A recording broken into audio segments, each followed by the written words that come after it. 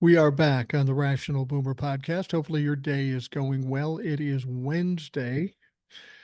Kind of a weird day yesterday. A lot of bad news for Donald Trump.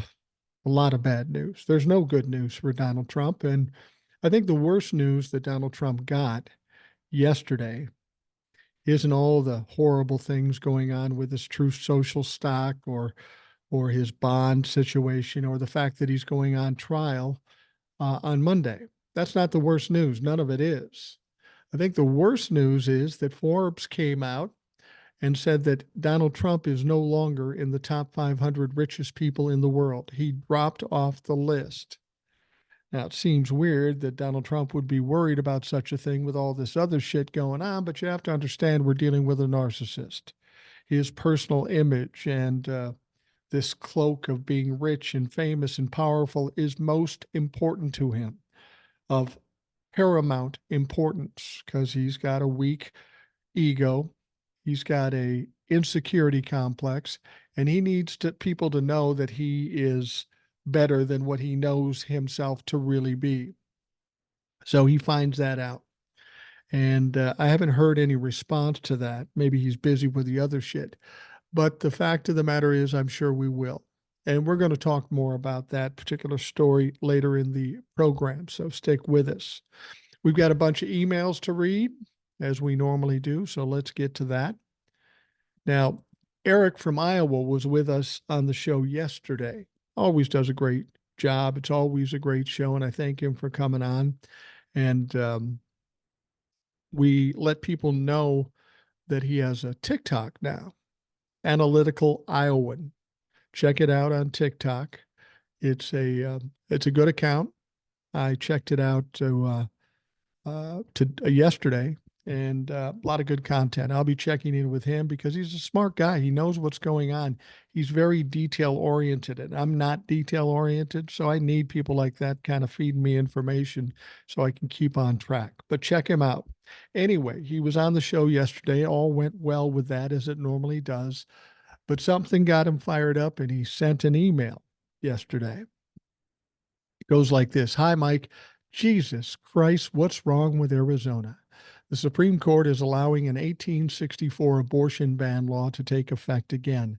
That's from 50 years before Arizona became a state. I know the age of the law shouldn't matter, but didn't anyone consider revisiting this law? This is a group putting a ballot initiative on abortion on the ballot in November. Arizona is going to be up for grabs this November. Just another state that will probably go blue in November because of the overturning of Roe v. Wade. The countdown is on to the beginning of Trump's first trial. It's going to be good. As we talked about, I don't see him surviving this case, let alone the election. He keeps trying to delay, but it's not working. Yeah, that was probably the big story of yesterday. Arizona comes out and the Supreme Court enacts a law from 160 years ago. It was codified 123 years ago. This is about banning abortion, save for those women that needed their lives to be saved. It befuddles me that the Republicans keep doing this. And we'll talk more about it when we talk about the story. But I'm with you. I'm with you, Eric. I don't fucking get it. It makes no sense. The important thing, though, is it's good news for the Democrats. And we'll talk more about that when we get to the story. All right. Thank you, Eric. And welcome back anytime. We always look forward to talking to you. Next email says, Hi, Mike. I just wanted to email you and tell you that I enjoy your podcast and your TikToks every day. I look forward to the information uncensored, raw, and up to date. I, like you, believe Trump will not win in November. He shouldn't even be allowed to run, in my opinion. The only reason he has the opportunity is because the Republicans that propped him up and decided not to go through with the amendment after all. And after the January 6th issue. A national disgrace and treasonous. Have you read Liz Cheney's book, Rhonda? I have the book. I've listened to some of it. I have the audiobook. Somebody in our audience gifted me that audiobook on Audible, and I have listened to a good part of it. And, you know, it's kind of like what I expected. I have a problem. I like the fact that Liz Cheney stood up for what was right, has some integrity, and is honest. But at the same time, I agree with nothing in terms of policy with Liz Cheney. I'm glad she stood up, but a lot of the things she talks about, I just don't agree with. But she had some insights to the January 6th thing, of course, having been on the committee. It is a very good book, and I'm going to finish probably on the plane when I go to Georgia on Monday. So I haven't listened to all of it, but I've listened to some of it. All right. Thank you, Rhonda. Oh, and Rhonda forgot something, so she's got another note to me. She says, "Hi, Mike. I wanted to send another email just to point out the fact that it's April 15th, tax day, when Donald Trump has to start his criminal court proceeding, which is also his favorite day of scamming out of paying taxes. So there's another fraud committed on top of everything else. He'll just say he's under audit, so he doesn't have to show his tax returns for the campaign. Any word on who his running mate is going to be? Just curious. He has to be a weak, wimpy person, maybe like Mike Johnson or Kevin McCarthy. Rhonda. Yeah, I don't think it's going to be Mike Johnson or Kevin McCarthy. Those two are having little problems with their image. They both appear to be pretty weak, but you're right. It's not somebody who's going to have star quality. Donald Trump doesn't like people taking attention away from him. So, who is it going to be?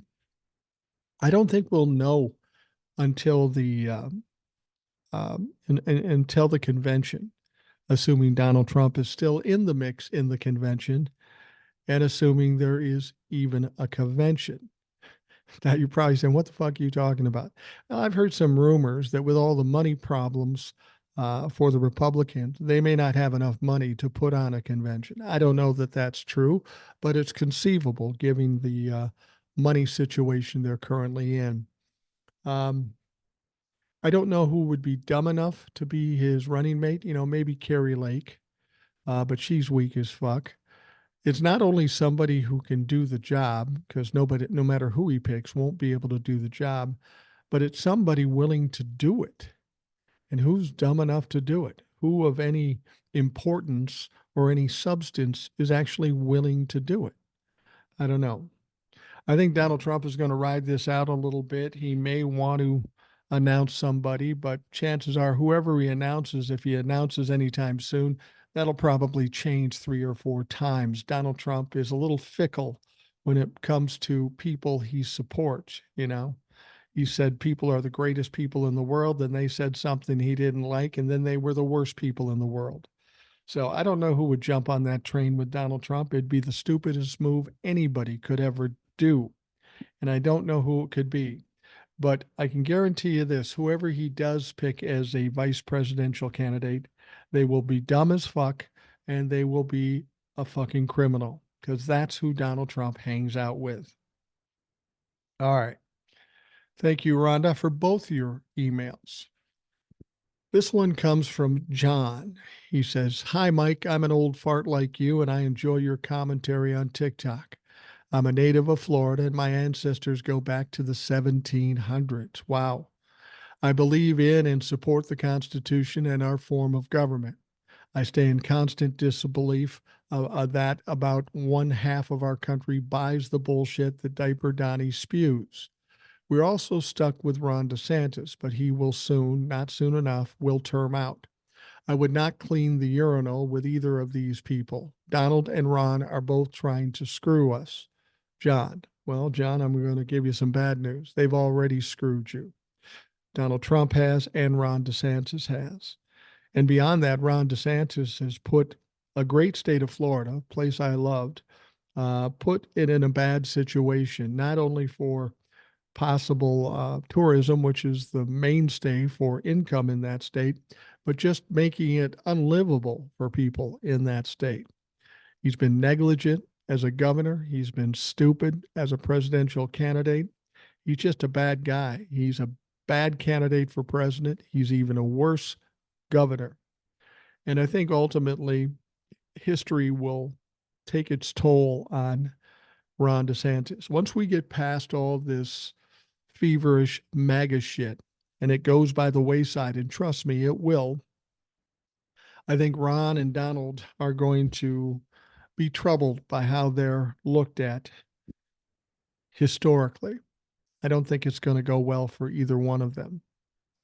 All right. Thank you, John. Next one, I think, comes from um, Darren in Montana. Hey, Mike, just watched Alex Jones versus The Truth. Can't imagine I hate someone more than DDD, but that guy is a Trump twin.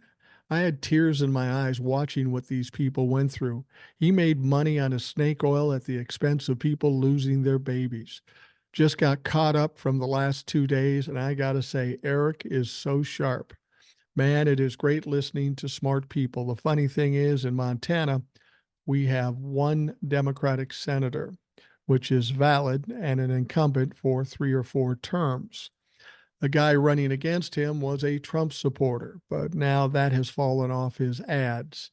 Trump is circling the drain, and I can't wait to see it. I'm like you, not afraid of shit. Love all you like-minded individuals. Darren.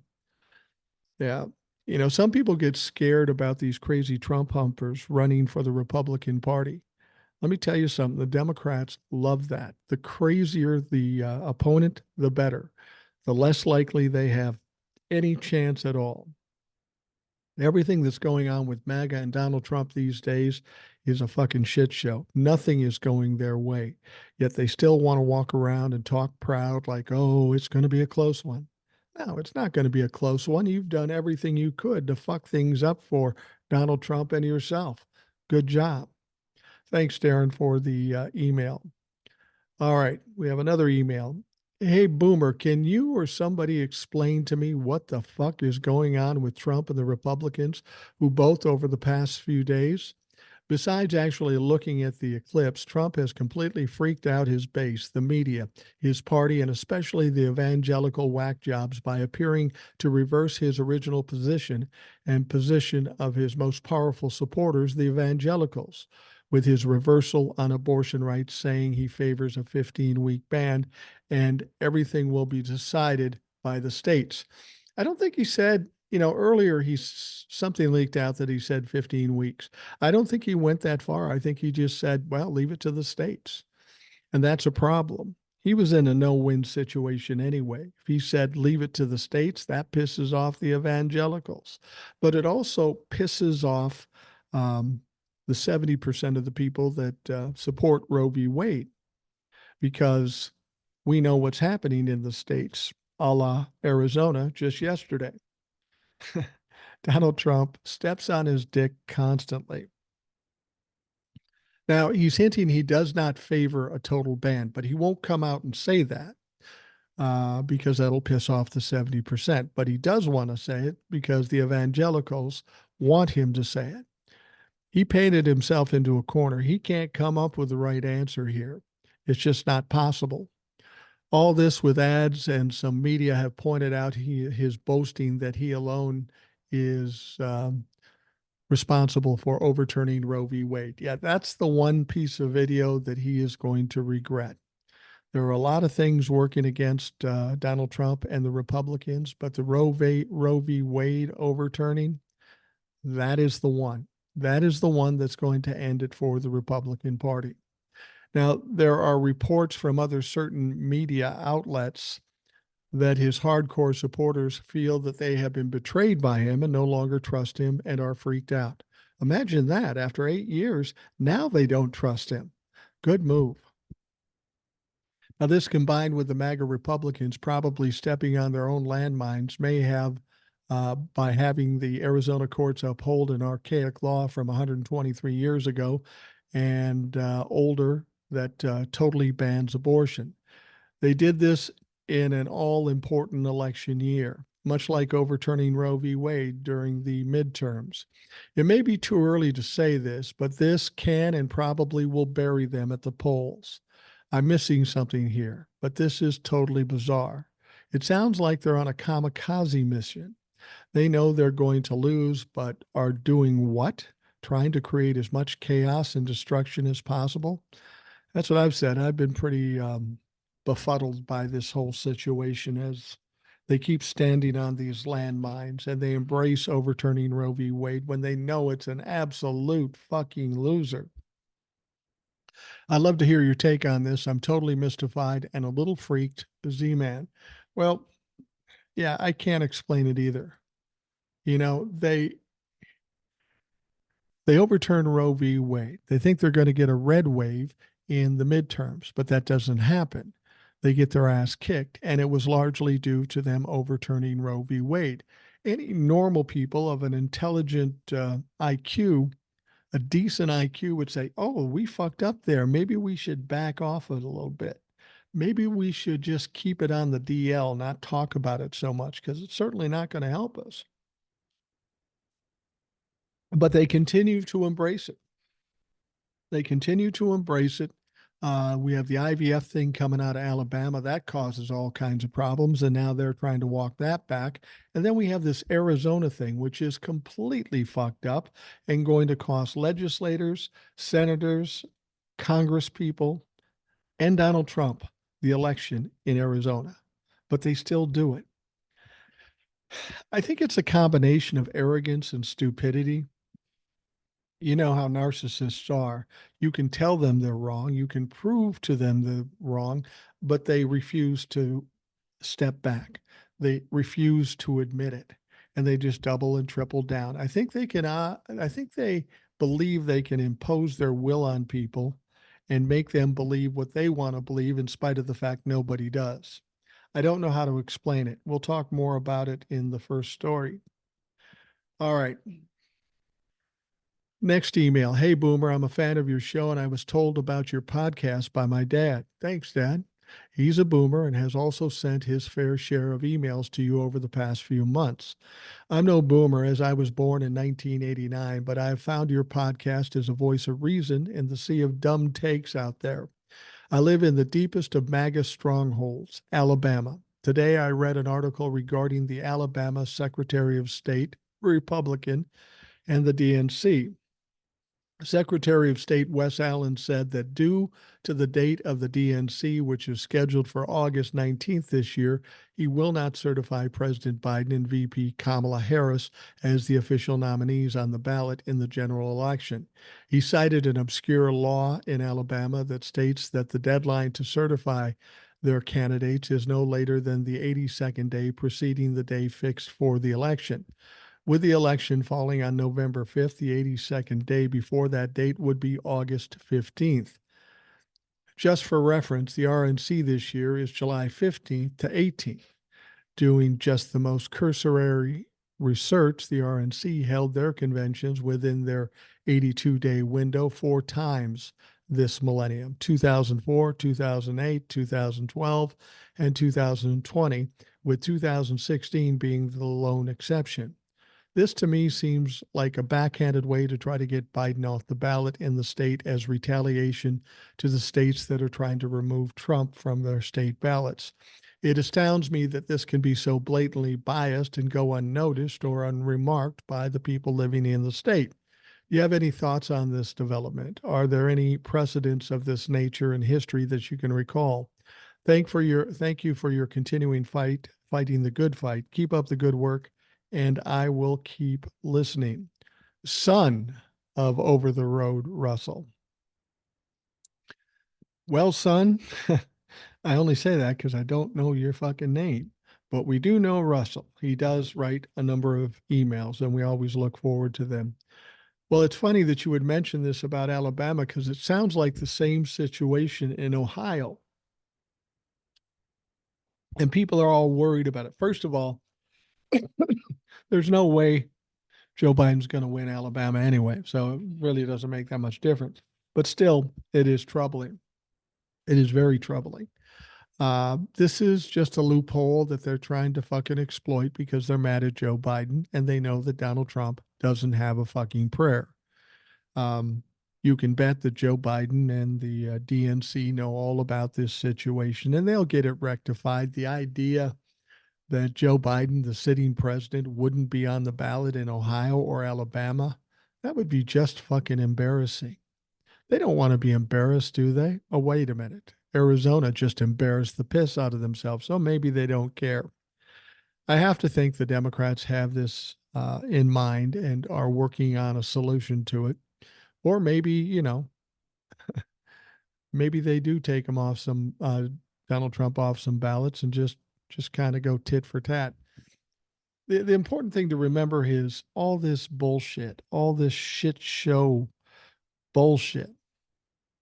This is because of one reason. This is because of Republicans. They can't accept a loss. They just can't accept the loss. So they're going to play all these games and try to own the libtards no matter what they do. The important thing to remember is in the last 3.5, 4 years, they've been trying to own the libtards. And you know what? They always fucking fail. They always look stupid. They always get embarrassed. So I'm not really worried about these two things. I'm sure the DNC has it in mind and are working on a fix or a workaround for this thing. I wouldn't worry about it too much. It just shows how petty Trump-la-fucks are. I mean, this is why they tried to steal the 2016 election, in fact, did, and why they tried to steal the 2020 election. They don't have a prayer if they don't cheat. And it's not surprising that they may try to cheat in 2024, but they just don't have the power they once did. And it's going to be a problem for them. So I'm not too worried about it yet. Again, Joe Biden wasn't going to win Alabama anyway. Ohio, that's a little more concerning to me, but I'm sure the DNC has a plan to fix this thing. At least I would hope so. All right. Now, the first story we're talking about is what we mentioned in the emails, which is the absolute embarrassment for the state of Arizona. Now, I have a fondness for Arizona. When I was young, I lived in northern Arizona for about a year, and it's a nice state, and there's some nice people in it.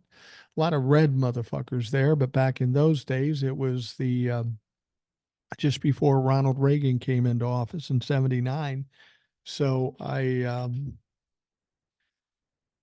we didn't really deal with conservative, liberal stuff back then. Nobody talked about politics then. It wasn't in people's the forefront of their minds.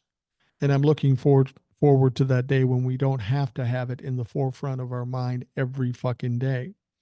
But anyway, the Arizona Supreme Court ruled in a 4-2 decision that a 150-year-old law criminalizing almost all abortions can go in effect, according to a Tuesday court filing. Now, the law would override a previous 15-week abortion ban in the state, which went into effect in March of 22. The 19th century law has been stayed for 14 days, allowing for a lower court to hear additional arguments. But if allowed to go into effect, it would be a near total ban, making exceptions only in the cases that the pregnant person's life is threatened. Healthcare providers who perform abortions could face prison time of between 2 and 5 years. An October 22 order from the Maricopa County Superior Court requires a delay of 45 days after the mandate in the case is issued before the 1864 law can go into effect. Citing that order, Planned Parenthood Arizona said in an email statement that it will continue to provide abortions for pregnant patients up to the 15-week mark for an unspecified period of time. The 1864 law is set to face legal challenges if it goes into effect. Now, State Attorney General Chris Mays, she's a Democrat, stated that during her term, no woman or doctor will be prosecuted under this draconian law in this state, Mays said during the after the ruling. She said it was unconscionable and an affront to freedom. Several reproductive rights groups in a coalition called Arizona for Abortion Access are pushing forward with a ballot initiative that would allow voters to choose whether language guaranteeing abortion access up to 24 weeks of pregnancy should be added to the state's constitution. So it's conceivable that this question could go on the ballot in November, much like what we're seeing in Florida. And that would change everything. Let's be perfectly honest. In Arizona, they're no different than the rest of the country. at least 75% of the country support Roe v. Wade. There's a lot of young people that are impacted by this law, impacted negatively. It puts women at risk. It puts them in danger, and they are not going to like this a bit. And it strikes me strange that they want to do this. This is what I find so befuddling. If more than, and I understand it's more than 75% in Arizona support Roe v. Wade, and they want to pull this shit and they want to run it through the Supreme Court, there's going to be a lot of pissed off voters come November. And it's going to cost them. It's going to cost them in the legislature. It's going to cost them in the Senate. Ruben Gallegos is running for the Senate seat, and his opponent is Carrie Lake, that fucking goofball who's embraced a national abortion ban. Now, she'll try to walk back from it, but she said what she said, and we can't believe anything that she fucking says. That would make it easy for Ruben Gallegos to win and maintain a Democrat in the Arizona Senate seat. And then we got members of Congress. These people are going to be terrified by this law, and they're going to be angry, and they're going to take it out on the Republican Party. But you know who else they're going to take it out on? Donald Trump. They're definitely going to take it out on Donald Trump, and here's why.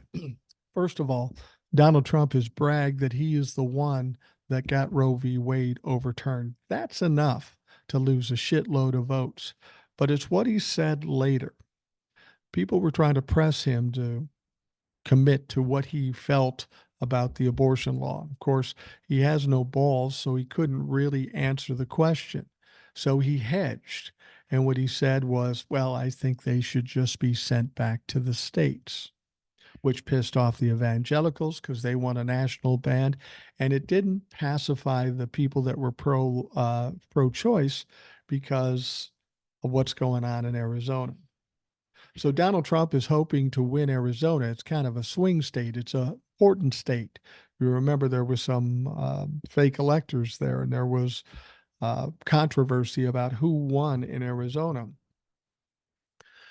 So if Donald Trump has said he wants the states to decide about abortion, and Arizona has the audacity to go back 160 years and pick up an archaic law to essentially ban abortion, those people that support Roe v. Wade, which is 75, 85% in Arizona, they aren't going to be too happy about that law, and they aren't going to be too happy about Donald Trump's plan at leaving it to the state. So that's going to cost Donald Trump a lot of votes in Arizona. And I don't think he was planning for that. I don't think he understood that was a possibility. Once again, Donald Trump fucked around and found out. This is all too reminiscent of the midterms and overturning Roe v. Wade just before the midterms. These dumb fucks thought that, oh, the women will just forget about it. They'll get over it. It'll be fine. Well, no, women are dying. You're taking away a civil right away from, or a constitutional right away from women. They ain't going to forget. They didn't forget in 2022, and they sure as hell not going to forget in 2024, not to mention the men that support these women. That's why we're talking about 75% supporting Roe v. Wade. So Donald Trump, the Supreme Court in Arizona, just fucked the Republicans in Arizona. As far as I'm concerned, that's a win for the Democrats just based on their own fucking stupidity. Now, an August 2023 poll by Indivisible and Data for Progress, progressive organization, suggests that 60% of Arizonans consider themselves pro-choice. Today's ruling is devastating. It's also wildly out of step with where Arizona voters are at. Arizona Republicans in the courts and in the public office have been playing political football with abortion rights, and voters are getting fucking tired of it. Mary Urbina, managing director at Indivisible, said in a statement, the only course now is going directly to the voters to enshrine abortion rights in the state's constitution. Since the Dobbs decision in June of 2022 overturned the landmark ruling, Roe v. Wade, abortion has been banned in at least 14 states.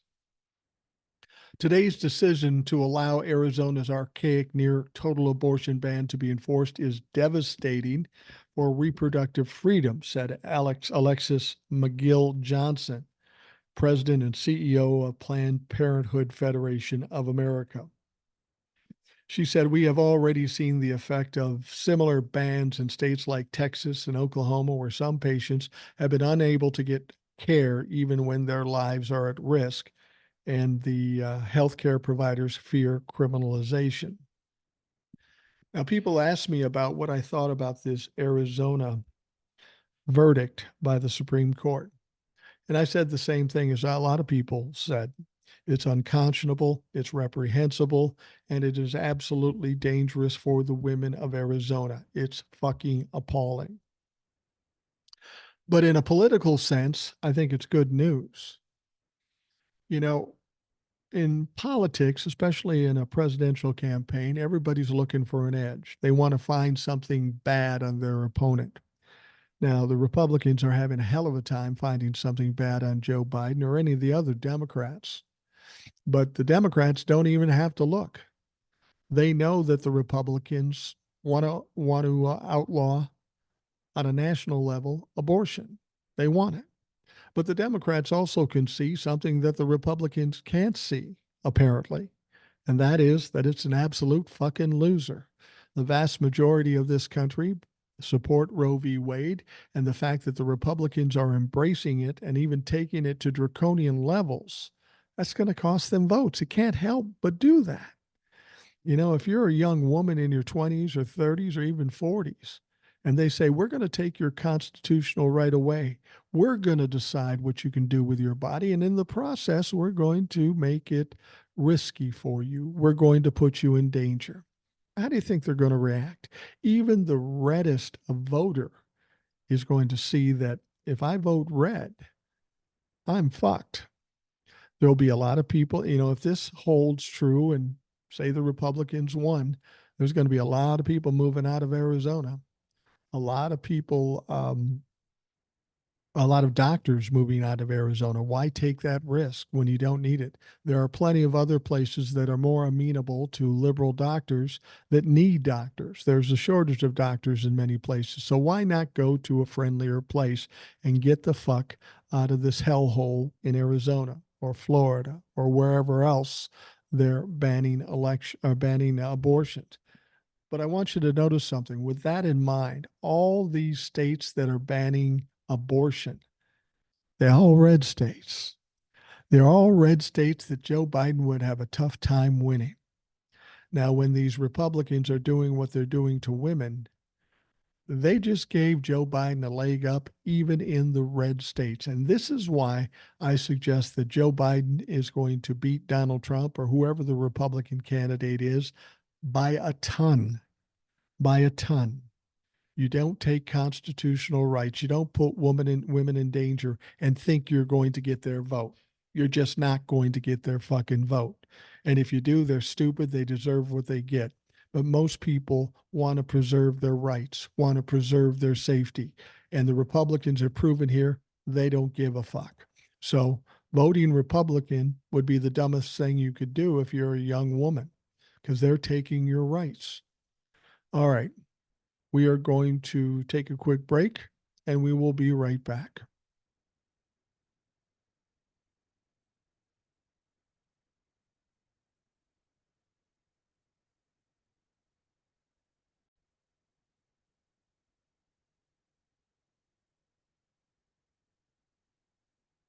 Well, Congress is back in session after taking a little vacation. A vacation from what? I don't fucking know. They haven't really done anything, but they are back. And the House of Representatives could be on the brink of another meltdown. Now, this isn't about arguing between the Democrats and Republicans. It's all about infighting with the Republican Party.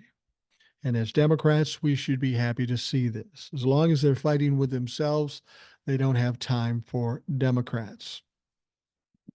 So, dipshit Representative Marjorie Taylor Greene of Georgia has threatened to trigger a no confidence vote against House Speaker Mike Johnson in a repeat of leadership squabble that turned the House into a circus for several weeks last fall. It's essentially the same kind of drama as before. Greene and other House hardliners are mad at Johnson for avoiding a government shutdown by allowing the House to vote on a funding bill that passed with Democratic support. Mike Johnson worked with the Democratic Senate leader, Chuck Schumer, rather than us, and gave Joe Biden and the Democrats everything they wanted, Greene wrote in a Tuesday letter that complained about the government's supposed trans agenda and the legal plight of Donald Trump supporters who rioted in the Capitol on January 6, 2021. Now, Greene and members of the far right House Freedom Caucus argue that if Johnson drove a harder bargain with the Democrats who can control the Senate and the White House, Republicans would force them to accept GOP policy priorities, which is absolute bullshit. And Mike Johnson knows that. They don't have the power. They don't have the clout because amongst themselves, they don't have a unified party. Now, in reality, the likelier outcome would be a government shutdown that voters would blame on Republicans. So the fact of the matter is the Democrats had all the leverage there, but Marjorie Taylor Greene and some of these other MAGA fucks aren't smart enough to grasp that.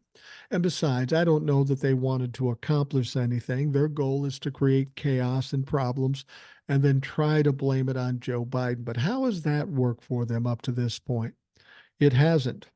But they're the definition of insane. They do something, they fail, and they continue to do it. It's fucking crazy. Last month, Greene filed a resolution to oust Johnson, but declined to force a vote, describing her move as a warning. Oh, you better be warned, Mike Johnson. Her letter on Tuesday amplified the warning, but didn't say if she would invoke the privilege afforded to House members to make the vote actually happen. Now, without saying it directly, Greene suggested Johnson's fate could hinge on whether he allows the House to vote on a $60 billion military aid package to help Ukraine defend itself from the Russian invasion. The money is a top priority for many lawmakers in both parties, but Greene and a faction of the nutcases oppose it, of course. Recent polling shows that 70% of Americans want a peace deal in Ukraine, not to send them more than hard-earned tax dollars, Greene wrote, which isn't true, referring to a February survey from Harris Poll and the Quincy Institute. Oh, yeah, those great polls that don't mean shit. Now, in another recent survey by the Associated Press Center for Political or Public Affairs, 62% of Americans said that either that the U.S. should take a more active role in the Ukraine-Russia war or that current U.S. involvement is about right. Johnson has not said whether a Ukraine vote will happen. A spokesperson did not immediately respond to a request for comment. Well, I think it's indicative of Marjorie Taylor Greene and some of these other fucks getting excited. They know a vote is imminent, and they know the vote will pass because the Democrats have a lot of fucking people, and some Republicans understand the danger of allowing Russia to run roughshod over Ukraine. If they do that, then it's likely they're going to go after a NATO country, and then we're going to have a fucking world war. I don't know about you, but anybody with a reasonable mind would want to avoid that. They'd want to shut down the Russians because Vladimir Putin is a dangerous motherfucker. But as I said regarding the shutdowns and such, MAGA, Marjorie Taylor Greene, and all these fucks, they want the chaos. They want the trouble, the turmoil, because they believe they can blame it on Joe Biden. But they can't. It wouldn't work anyway. Now, in October, when Representative Matt Gaetz forced a snap referendum on Johnson's predecessor in the Speaker's office, former Representative Kevin McCarthy, 8 Republicans voted with all Democrats to declare the Speaker's office vacant, leaving the House with no leader. See, this is the ironic thing. They were mad because Kevin McCarthy sided with and got the help from the Democrats to get something passed. And then when they got him run out of office, they needed the Democrats to do that. Because, of course, the Democrats aren't going to vote in favor of Kevin McCarthy. He's a lying, cheating, stupid son of a bitch who's a Trump humper and is part of the reason why we have a problem with Donald Trump to this day. He pulled Donald Trump back into the fold, and he's a fucking piece of shit. But what's going to happen this time may be a little different. And I'll tell you what Marjorie Taylor Greene and Matt Gaetz is doing. They're trying to warn Mike Johnson, you better not put up that Ukraine thing, because if you do, we're going to kick you out. Well, go ahead and do that. Let's get the Ukraine thing passed. And if you want to kick out Mike Johnson, who gives a fuck? You aren't going to do anything more between now and the election anyway. All you're going to do is fumble fuck around trying to get a new Speaker of the House and not being able to do it. Because let's be honest, who do you have left? I mean, Mike Johnson, you scraped the bottom of the barrel with that one and you barely got him in. There's nobody else that can run or is willing to run. Anybody who steps up there is asking to be embarrassed, and politicians don't like to be embarrassed. Now, when they were going through the Kevin McCarthy Johnson thing, that took about 3 weeks to settle on Johnson after considering several other candidates during that time. The House essentially ceased to function as a legislative body, which isn't really a big deal because it's pretty much ceased to function anyway. All they're doing is having hearings trying to impeach Joe Biden with no evidence and no witnesses. So they ain't doing much anyway. I'm sorry, but we almost have to resign ourselves to the fact that nothing is going to get done between now and November because of Republican obstructionist fucks. Now, when McCarthy was kicked out, Greene opposed that. And in October, she complained that 8 of our Republicans joined with all Democrats and ousted our Speaker, though her threat to force Johnson out could result in a similar bipartisan outcome. There's no clear alternative to Johnson today. It's not also not clear how many Republicans would be willing to risk a repeat of October's chaos, and it's possible some Democrats would be willing to save Johnson by voting against Greene's resolution. Let's be honest, Greene's not a very popular gal amongst Democrats and even Republicans for that matter. So it's hard to say how this will play out. I mean, I suppose the Democrats could save them. Or there's the other aspect too that people have suggested, because there's such a slim margin. They like have 2 votes over the Democrats. It's conceivable that 3 Republicans could say, we're getting tired of this shit, and let's just make Kevin or Hakeem Jeffries the Speaker of the House. And there may be some advantage to them doing that. And frankly, if we get a couple of more people leaving the Republican side of the House, they could just naturally give the Democrats the majority, and then Hakeem Jeffries would be the would be the Speaker of the House. Now, the advantage the Republicans would have in giving up the majority in the House, I mean, actually giving it up, because when the election comes around, you can bet that the Democrats are going to say, look what they did in the House. They didn't do jack shit. And they're going to use it against them in the election. Now, if the Democrats took hold of it the last 6 months, then the Republicans in their minds think they could flip the switch and say, oh, now see, the Democrats had it, but they didn't do anything. That sounds stupid, but not crazy when you're talking about Republicans. Now, even without forcing the vote, Greene has succeeded in making herself the center of attention at the Capitol, which is all she cares about. McCarthy, for his part, called her a very serious legislator in an interview this weekend. Yeah. Well, Kevin McCarthy, you're out on your ass. You're not even in the House anymore, so why don't you just shut the fuck up? Nobody cares what you think. So we'll see what happens. We should hope they get this Ukraine thing fixed. We really need to get on top of that, get Ukraine the help to hold off Russia. It's getting fucking ugly there, and they're starting to come up short with weapons and ammunition, and we can't afford to have that happen and give the Russians free rein as they continue to try to take over Ukraine. All right, next up, a New York appeals court judge yesterday, rejected the latest bid by former President Donald Trump to delay his hush money criminal trial a week before the jury selection was set to start. And now you remember on Monday, Donald Trump filed a motion to get the shit delayed or sent to a different venue. Within a couple of hours, the appellate judge said, yeah, no, we're not going to do that. That was pretty quick. But yesterday, they tried to pull some similar shit. They were going to sue the judge again for venue and all this other stuff. And after they did that, literally within minutes, 10 minutes, maybe 15 minutes, the appellate judge came back and said, yeah, fuck enough. We're not doing that. So just go away. And we know that Donald Trump is going to be in a frenzy this week. The last thing he wants to do is to start that trial for 34 criminal felony charges.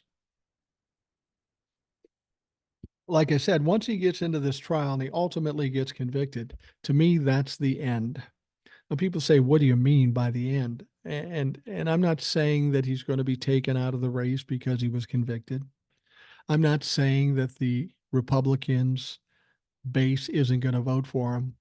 I am saying that a lot of more reasonable minded Republicans, and we've heard this in polls if we can trust them, that Donald Trump's prospects fade dramatically if he's convicted of one crime. And the fact of the matter is in this case, 34 felony charges, he will get convicted of multiple crimes, maybe double-digit number of crimes. And that is going to throw a cloud over Donald Trump. It's going to be a heavy cloud and fuck up his emotional state. You know, we've got this situation with his bond that looks like it's going to take a shit. I mean, the next 2 weeks are going to be problematic. He starts this case. He's tried to put it off and now he can't do it anymore. So he starts this case. A lot of evidence is going to be exposed and he's going to be embarrassed, which is the absolute worst thing you can do to Donald Trump or any narcissist for that matter. So he's going to be fucked in the head. And then he has to go into court every day, 4 days a week, and sit there the entire time. It's not like the civil courts where he has an option. He's got to be there every day and listening to shit. And in the process of listening to shit, he's got to keep quiet, keep still, and shut the fuck up. Yeah, that's not going to happen. So we're going to see another shit show, and he may get found contempt of court. He could even be taken out of that courtroom and put in a cell for a couple of days. I know Donald Trump thinks that's going to work in his benefit, but it's not. It's going to be yet another embarrassment. So Donald Trump is worried. He is absolutely worried. So you've got this trial. He's going to be convicted within the next couple of months. And then a week from Monday, they've got this hearing looking at his bond situation. Now, you remember, he was supposed to post a $450 million bond. He took it to court and they dropped it down to 175 million. And as if magic, he ended up posting the bond with somebody, it turns out, who said he didn't know Donald Trump, but turns out he really is a close buddy. But when he did that, a lot of things were exposed. First, he fucked up the filing. He had to fix it. And once he did fix it by sending in his financial statement, they saw it looked a little fishy here. He really didn't qualify to post this bond. He didn't have enough money. He wasn't licensed in New York. So they opened Pandora's box. And now they've got a hearing a week from Monday to determine whether it's a legitimate bond. And I think anybody with a little bit of intelligence, just hearing what we've heard, knows it's not a legitimate bond. So conceivably, Donald Trump never posted the bond. He has a stay until this hearing.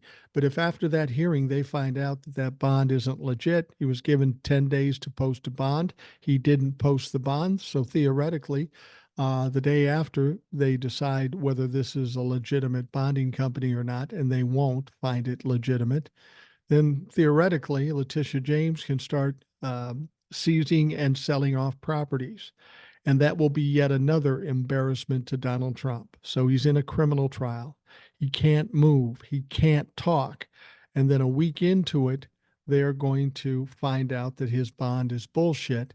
And Letitia James, while he's sitting in court, is going to be seizing and selling off his shit.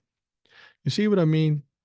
Donald Trump is going to have problems with this. As he once said, he's going to be going through some things, a lot of things, things that a 35-year-old man couldn't go through. But you got a 77-year-old man who's not in the best health mentally or physically, and this is going to be a problem for him. It's not going to go well. And if he was thinking he was going to get saved by the True Social stock offering, yeah, that's going to shit too. The stock prices are dropping like a rock, and by the time he can even take money out of it, it's going to be a fucking penny stock. All right. Now, Trump lawyers had wanted the trial postponed indefinitely while he fights a gag order that bars him from commenting about jurors, witnesses, and other connected to the hush money case. But the appellate judges keep saying, yeah, nah, that's not a thing. We're not doing that. Justice Cynthia Kern's ruling is yet another loss for Trump, who has tried repeatedly to get the trial postponed. And I'll guarantee you, what is it, Wednesday now? He'll probably try 3 more times and he'll fail. Now, barring further action, the decision means the first of Trump's 4 criminal trials will start as scheduled on April 15th. Now, Trump has pled not guilty to charges alleging he falsified business records to hide the true nature of payments made in connection with a scheme to suppress damaging stories about him during his 2016 presidential campaign. Yeah, see, what we're finding out is that he cheated in 2016 over and above the meddling from Russia to Donald Trump's benefit. He tried to hide the fact that he paid off a porn star. Now, a lot of people think this is a big deal. He paid off a porn star. That's going to get him in trouble. That's not the issue here. The issue is election interference. The fact is, he made these payments with the intent of holding back information to help him win the election. He committed fraud when he did that. That's where the problem is. That's where the felony is. That's where Donald Trump has the biggest problem. It's not really about Stormy Daniels as much as it is the fraud he committed. And what do they always say? It's not the crime as much as the cover up. And that's exactly what we're looking here at, a cover up. And the cover up didn't go well for Donald Trump because everybody knows what the fuck he was doing. All right, I was just talking about this bond thing, so let's check in with that. The paperwork for Donald Trump's $175 million bond was rejected by a court that determined key details were missing. And then New York Attorney General Letitia James challenged the sufficiency of the bond, saying that the surety backing is not admitted in New York. They're not licensed in New York. He didn't have enough money. This was all just a little fucking scam Donald Trump tried to pull off at the last minute. And Donald Trump thought he would get it through because Donald Trump always gets through things. He's able to bully or bullshit his way through. Not this time. Now, unless the insurance company, Knight Specialty Insurance, can prove it can back the bond before Monday, he's facing a world of hurt, according to a financial consultant.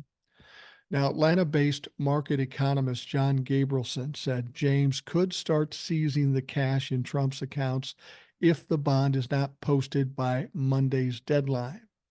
Now, unless the insurance company, Knight Specialty Insurance, can prove that it can back the bond before Monday, that's where the problems lie. If his bank balances are of an amount that would cover the $175 million, I doubt James cares about the impact of her seizing them upon his company. And seizing cash is quick and easy compared to seizing properties, finding a buyer and doing all the procedures involved. Fact of the matter is, I can almost guarantee you Donald Trump doesn't have 175 million in cash. Otherwise, he wouldn't be going through this bullshit. He didn't have the money. Donald Trump doesn't carry that much money. That kind of business, all the money he has either goes into his pockets for his personal use or goes into buying or paying for other properties. Now, since an appeals court lowered Trump's bond from around 454 million down to the 175 million, Gabrielson says it might make it harder for Trump to negotiate if it turns out he can't come up with the 175 million. The judge can just say, look, I already cut your bond in half or or 2/3. What more do you want from me? And this is what I said before. When Donald Trump got it cut down to $175 million, that wasn't a win for him. The only win he could hope for is more delay. Don't make me pay this money, any amount of money, and we just delay it until we get the appeals court back. But that's not what he got. He got the 175 million. Now he can't exactly go back and say, well, could you lower it a little bit more? No, you lied on the fucking first one. You couldn't come up with the first one, so no more deals. And any judge that would give him a deal would be absolutely fucking ridiculous. Now, Gabrielson said, adding that if James seizes cash from his bank account, he's going to be in a world of hurt, assuming there is any cash or much cash at all. I honestly don't know what he has to do that would get him another bond, Gabrielson said. My sense is that he's already scraping the bottom of the bottom in terms of availed, willing, and capable sources. I mean, let's be perfectly honest. This guy isn't real. This guy is a scammer. And that's who Donald Trump had to go to. Who's left?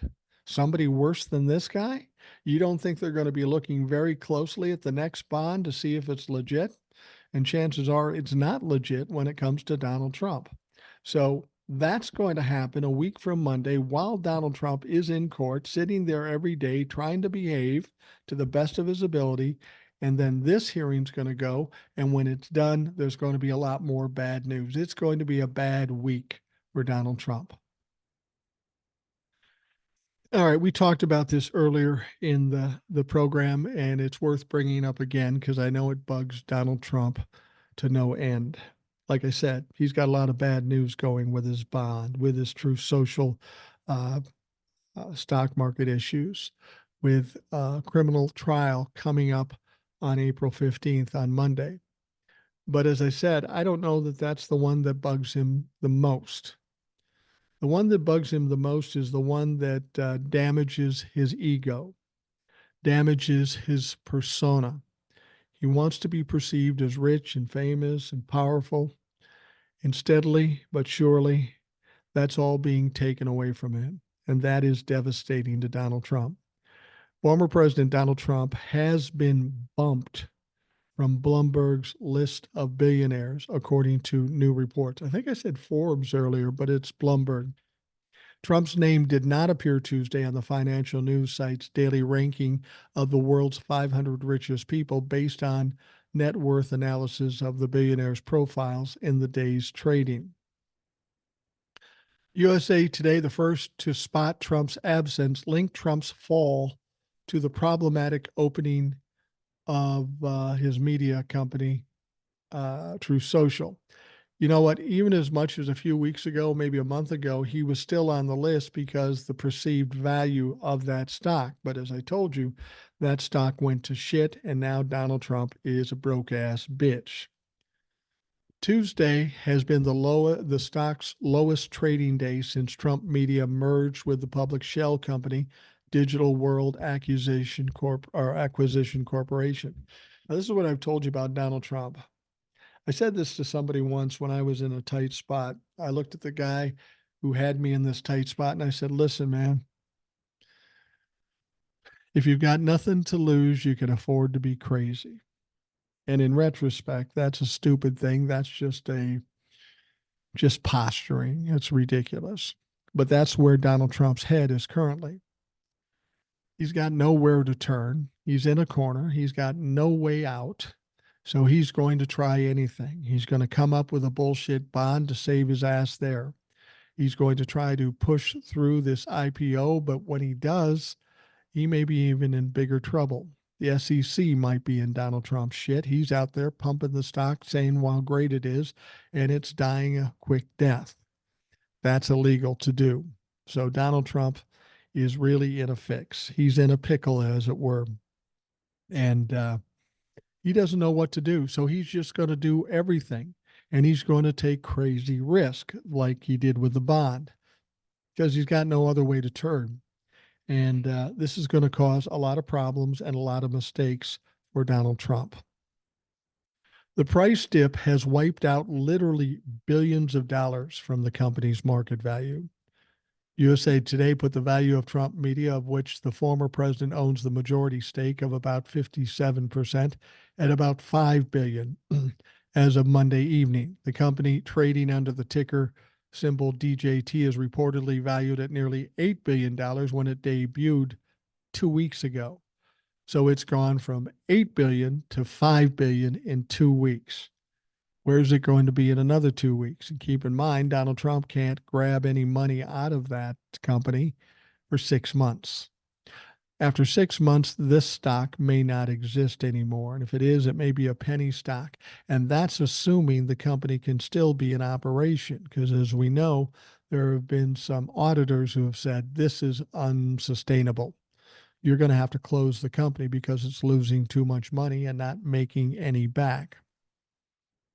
Now, shares in the firm plummeted by more than 15% on April 1st after investors got the first peek of financials. Trump Media, $58 million loss in 2023. That's in 1 year.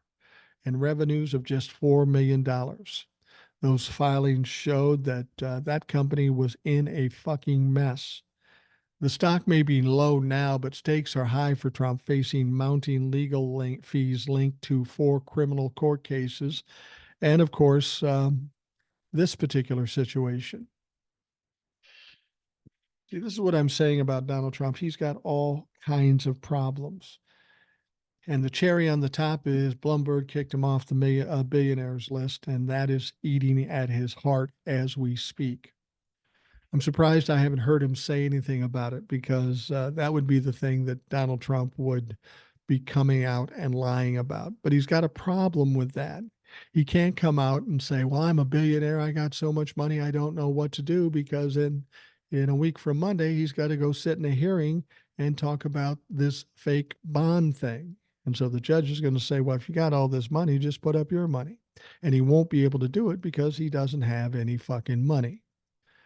Every which way Donald Trump turns, he's in trouble. The Truth Social IPO is taking a shit, and by the time he can get to it, it'll be worth nothing. The bond isn't going to be accepted, and then Letitia James can go start taking his money and or his property and selling it off. And then while that's all going on, he's in the middle of a criminal trial where he's got 34 felony charges, of which many he will get convicted of. And that changes his prospects completely in terms of the election. For many folks, that is the end game for them. They're done with Donald Trump if he gets convicted of a felony, and he most certainly will. That's why I'm saying over the next couple of weeks, things are going to be bad for Donald Trump, and it's going to be interesting to see how he reacts. He's not a rational motherfucker. He's emotional. He's reactionary. And when you do that and you're in this much trouble, you're going to do some fucked up shit. And none of it is going to be helpful to Donald Trump. He's going to be trying everything. He's going to be saying everything. He's going to be doing everything. But all along the way, as he's doing this, he's just going to be fucking himself over. Donald Trump at this point is on the precipice of self-destruct mode. Not that he hasn't been there all along, but this is when it's going to take the biggest hit, because he's losing on every side, the bond, his stock prices, his criminal trial. And then he's got 3 more criminal trials that he has to worry about and fight against. Oh, and don't forget, on April 22nd, they are going to have April 25th, which is Wednesday of the week after the hearing. They're going to have the arguments for Donald Trump's immunity claims, with the Supreme Court. Now, there's no way the Supreme Court is going to give him immunity. And then after all this other shit happens, they're going to take away the one defense they have in all three of the trials. They're going to take his main defense away. This is why I say Donald Trump can't make it to the nomination. There's just going to be too much shit burying him, and he won't be able to handle it physically or mentally. That's just too much shit. That would be too much shit for somebody who's young, actually wealthy, and healthy. They wouldn't be able to handle that. Donald Trump will not be able to handle that. Time is coming soon when Donald Trump will be buried and he won't be able to dig himself out. All right. We are going to wrap up the Rational Boomer podcast. I want to thank you for taking the time out of your day to listen. Hope you have a great day, and we'll talk to you again tomorrow.